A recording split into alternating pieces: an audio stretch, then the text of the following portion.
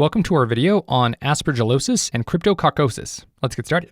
So here's our overview slide, and we're going to start with Aspergillosis. And we're going to address the definition, clinical features, diagnosis, and the management of aspergillosis.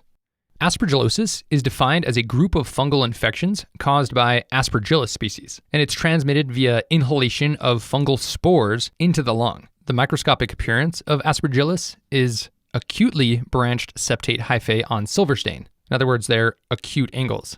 So here's a microscopic slide showing Aspergillus in a patient with pulmonary aspergillosis. And note those septate hyphae, and they're branched at acute angles. Now let's move on to the clinical features.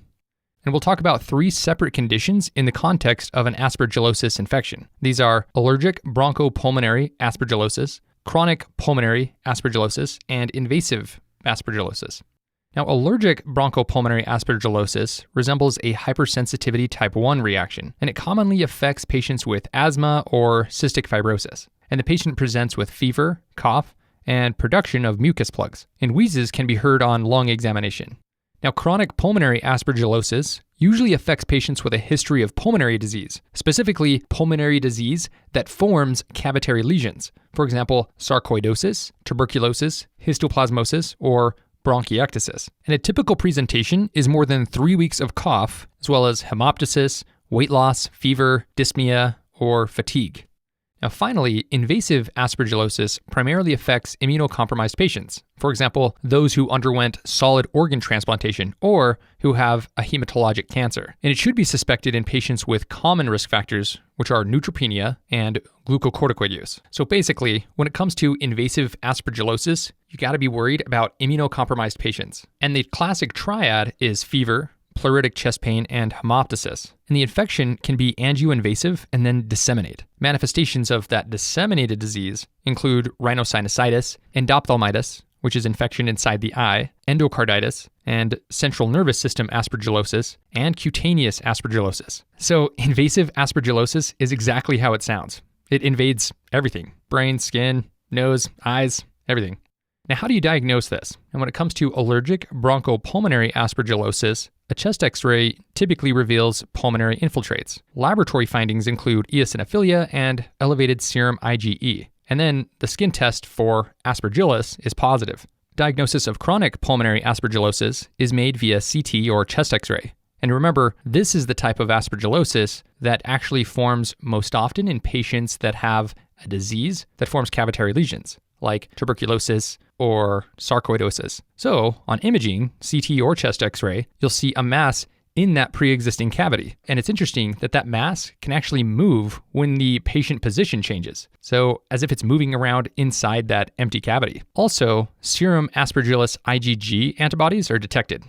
On chest radiography of a patient with invasive aspergillosis, pulmonary nodules surrounded by ground glass opacities are detected. The ground glass opacity around the nodules appears as a halo sign, and diagnosis can be made via non-invasive procedures. And that includes serum galactomannan assay, which is a cell wall biomarker, and then sputum staining and culture should also be considered. However, invasive procedures may be needed, and those invasive procedures include a bronchoalveolar lavage, or BAL, or even a CT-guided transthoracic biopsy. So here's a CT of a patient with invasive aspergillosis, and note that encircled halo sign. This results from the pulmonary nodule surrounded by ground glass opacity. And because review is so helpful, this is Aspergillus once again. Notice the acute angles and the branched septate hyphae. Okay, now let's talk about the management. Once again, we're going to break this up into the different three categories. Allergic bronchopulmonary aspergillosis is usually managed by systemic glucocorticoids. And in the case of exacerbated disease, you can use itraconazole or voriconazole. Now, in the case of chronic pulmonary aspergillosis, you use oral itraconazole. And then surgical resection is actually curative. And so that's going to be considered in your management for this patient. Now, for the management of invasive aspergillosis, IV voriconazole is usually what you would administer, and isavuconazole or liposomal amphotericin B are alternatives. The point is that you're trying to hit that disease with antimicrobials. Also, if any necrotic tissue is present, then of course you need to surgically debride that. Now let's try a question. A 30-year-old male presents to the office complaining of cough with blood-tinged sputum over the last month. He also reports low-grade fever and weight loss. The patient has a history of tuberculosis. However, tuberculosis tests are negative. He tests positive for serum Aspergillus IgG. What is the most likely finding on chest x-ray of this patient? Okay, so here we have a patient presenting with more than 3 weeks of cough and hemoptysis, fever, and weight loss. And testing for serum Aspergillus IgG antibodies is positive, and his medical history is prominent for TB. So the combination of all of that highly suggests what form of aspergillosis? Chronic pulmonary aspergillosis. So when the chest x-ray is performed, the most likely finding is a pre-existing cavitary lesion that contains that fungal ball. So let's actually take a look at this chest x-ray. This shows a fungal ball in the right upper lung field. Let's move on to our next topic, cryptococcosis. And just like we did with aspergillosis, we're going to discuss definition, clinical features, and how to diagnose and manage cryptococcosis. Cryptococcosis is defined as a fungal infection caused by Cryptococcus neoformans, and it is associated with exposure to pigeon droppings. And transmission is through inhalation of spores into the lung, so very similar to Aspergillus, and that infection may spread hematogenously to the meninges and brain. And under microscopy, you may see budding yeast with a polysaccharide capsule. So, a good way to think about cryptococcosis is of course infection of the lung or infection of the meninges and brain. Let's first talk about pulmonary cryptococcosis. It's most commonly asymptomatic, especially if the patient is immunocompetent. However, the patient can present with cough, sputum production, chest pain, dyspnea, or shortness of breath, or low-grade fever and malaise. In other words, this pulmonary cryptococcosis looks a lot like a pneumonia, at least on physical exam. Now let's move on to cryptococcal meningoencephalitis. This most commonly affects HIV patients with CD4 counts less than 100, and it has subacute onset, and it progresses over 1 to 2 weeks. And the patient usually presents with fever, headache, and malaise. So again, pretty typical symptoms of a viral syndrome. And there may be signs of elevated intracranial pressure, such as papilledema on fundoscopy and a cranial nerve 6 deficit. And recall that a patient with abducens nerve deficit presents with a lateral gaze palsy and diplopia. Now, interestingly, things like photophobia and nuchal rigidity are typically absent on presentation, which is counterintuitive because this is literally a meningitis or a meningoencephalitis. So you would expect nuchal rigidity. Patients usually don't have that with this. And also, when you're looking at the skin of these patients, you may see umbilicated skin lesions. And that's usually indicative of disseminated disease. So as a review, clinically, cryptococcal meningoencephalitis looks like a typical infection, fever, headache, malaise, but there's signs of increased intracranial pressure, plus or minus umbilicated skin lesions.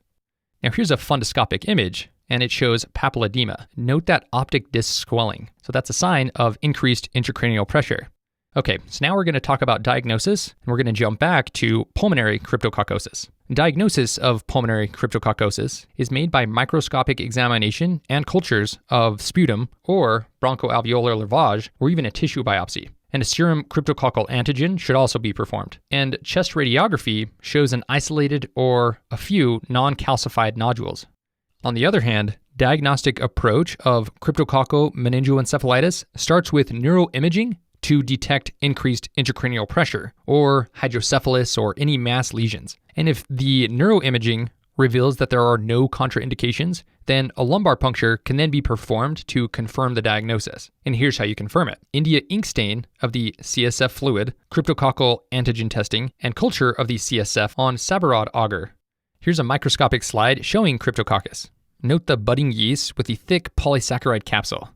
Okay, now let's talk about management. For pulmonary cryptococcosis, oral fluconazole should be provided. For cryptococcal meningoencephalitis, induction therapy that includes amphotericin B plus flucytosine should be administered for 2 weeks, followed by consolidation and maintenance therapy that consists of oral fluconazole. Also, serial lumbar punctures may be needed to relieve the elevated intracranial pressure. So in general, think of treating cryptococcosis with oral fluconazole, except when it comes to cryptococcal meningoencephalitis, you first do induction therapy with flucytosine and amphotericin B, and then you're treating that symptom of increased intracranial pressure, so serial lumbar punctures. Now let's wrap up with a board-style question. A 35-year-old man presents to the office with worsening headache and nausea over the last week. He also reports a low-grade fever and several episodes of vomiting. The patient was diagnosed with HIV recently and has not been compliant with antiretroviral therapy. His blood pressure is 128/80, heart rate is 85, and temperature is 101.2 degrees Fahrenheit. On fundoscopy, there is bilateral papilledema. However, physical and neurologic examination is otherwise unremarkable. MRI of the head is normal. What is the best next step of management in this patient? A. Empiric IV acyclovir. B. Lumbar puncture and India ink stain. C. Chest x-ray. Or D. Serum toxoplasma gondii antibody. Okay, so we've got a patient with a headache, nausea, episodes of vomiting, and a low-grade fever. And these symptoms progressed over a week. And he has HIV. And it doesn't look like it's well controlled because he's not been compliant with his therapy. And to top it all off, he has increased intracranial pressure based on the papilledema. Now, the next thing to do would be to get an MRI to make sure there's no space-occupying lesion, and that was normal. So the combination of everything that we see there should make us think of cryptococcal meningoencephalitis. We know that cryptococcal meningoencephalitis most often affects HIV-infected patients, typically those with CD4 counts less than 100, and it has a subacute onset, so over the course of 1 to 2 weeks, similar to how our patient presented. And the patient can also present with fever, headache, malaise, and signs of elevated intracranial pressure. And the diagnostic approach consists of a lumbar puncture and obtaining CSF to be sent for analysis. So the correct answer is B, lumbar puncture and India ink stain. Now, a lumbar puncture can be performed here despite the elevated intracranial pressure. And good job if you're actually thinking that you should not do a lumbar puncture because of the increased intracranial pressure, because that shows that you're thinking about the right thing. That's normally a contraindication. However, the MRI of the head is normal because what you're worried about with increased intracranial pressure and doing a lumbar puncture is a space-occupying lesion. But because the MRI is normal, you're not worried about that. So doing a lumbar puncture is considered safe. Okay, now let's discuss why the other choices are wrong. You would administer empiric IV acyclovir if HSV encephalitis is suspected. However, HSV encephalitis is typically of acute onset, and the patient most often presents with altered mental status and focal neurologic deficits. Also, an abnormal signal in the temporal lobe would have been detected on the MRI. So, choice A is not the best answer. Now, why are choices C and D wrong? Well, serum toxoplasma gondii antibody, or administering sulfadiazine and pyrimethamine, should be considered when suspecting toxoplasma encephalitis. However, in toxoplasma encephalitis, multiple ring-enhancing lesions would be detected typically on MRI. So choices C and D are not the best answers. Now, this question really highlights what you expect to find on an MRI. So looking back, we know that B is the correct answer, but the reason that A, C, and D do not look like good answers is because of the normal MRI. So it's important to realize what you expect to see on different brain pathologies because it can help you rule out these other incorrect options. And that concludes this section.